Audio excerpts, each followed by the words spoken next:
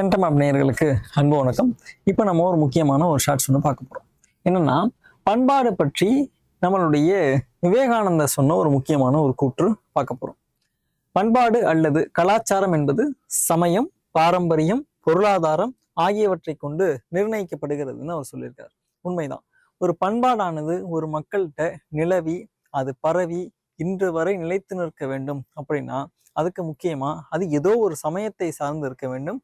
அதற்கு அடுத்தது பார்த்தீங்கன்னா அது ஒரு பாரம்பரியத்தையும் அடிப்படையாக கொண்டு இருக்க வேண்டும். பாரம்பரியம்னா தொன்று தொற்று நம் முன்னோர்களால் பின்பற்றப்படுவது பாரம்பரியம்னு சொல்லலாம். அதையும் அது கொண்டிருக்கணும். எல்லாவற்றையும் தாண்டி இந்த பாரம்பரியமும் சமயமும் இருந்தாலும் அந்த ஒரு பொருளாதாரம் என்பது இருந்தால்தான் அதை நம்மளால என்ன பண்ண முடியும், ஃபாலோ பண்ண முடியும்.